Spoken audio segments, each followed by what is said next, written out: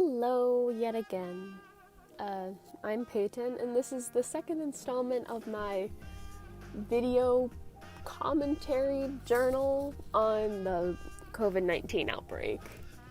So, literally a day after I finished my first video, North Carolina announced that it would be going into a state of lockdown, where, you're not allowed to leave your house unless it's for necessities, which honestly really scared me. It was another, truck of emotions that just kind of hit me. And then a few days later, my school announced that we'd be stuck doing digital learning for even longer, and yeah, it's garbage. It's so awful. But enough about that. Let's talk more about stuff that's happened in my life since it's all gone south. So last weekend I went to my dad's because with the lockdown you're allowed to go visit another family if you are the child of divorced parents. So I went to my dad's house. It was nice seeing him again. And then I got a text from my mom who was panicked because they were searching all weekend to try and find food and they couldn't find anything. And so she was like, I know it's really embarrassing, but could you please ask your dad if they have any spare food that they could share with us? Thankfully, the family business on my dad's side deals with meat packing and selling food, so they had a lot of spare food. But it was really embarrassing to have to ask.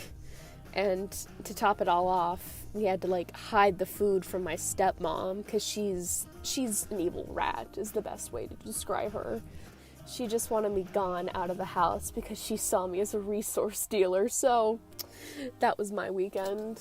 Digital learning is kind of just useless now with North Carolina's new law of the pass-fail system, where I passed with flying colors. But my mom is literally making me do all the work still while all my friends are just not doing it, and it's so unfair. But hey, that's just her way of living. The current feelings I have towards the disease have not really changed that much. I'm still really upset, scared that I'm gonna lose that graduation. I'm holding on to that. That's the one hope I have, to have some sort of finale to my senior year.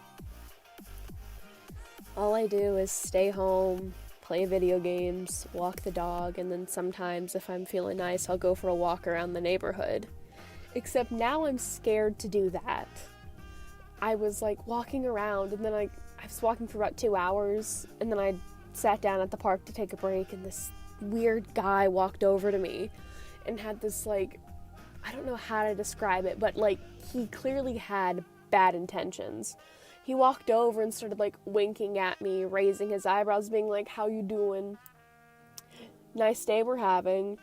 And I was terrified because I've never been in those kind of situations. So I was on the phone with some of my friends as it happened. And so, I texted the group, and I was like, I'm going to act like I'm getting a call from my mom, and I'm going to, try and use that to get out of here. It was a really weird situation that I hope I don't have to go through again. Tensions in the household have not really changed either. My mom's job laid off 70% of its workforce because it was mainly a lot of principals in schools, and all those schools are closed, so they don't want to have to pay them for doing nothing.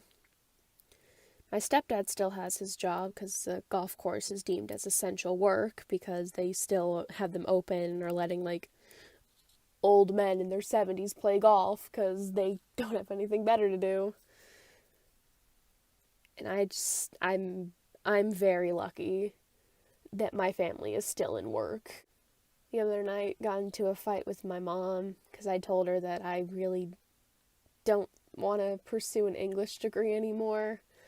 After this year of high school, I kind of realized I hate reading books. I don't like reading anymore. I like writing more, and I don't need an English degree to get a book published. And I told her I wanted to do something with history, and she snapped. I don't know if it was from all the stress with work or if she'd been drinking, but it was just, it was a bad night. What's really been helping me keep my sanity is I've gone back in contact with some friends that I haven't talked to in forever. And almost every night we get on the phone and we all talk, have fun, and it's really helping keep everything in check. I hope that eventually one of these updates will be like a positive, hooray, we're getting better kind of update, but for now, we're still on that downward spiral. I'm really hoping that things will get better, but as time goes by, I just see how incompetent our government is, and the world is just falling into a constant state of chaos. But what can you do?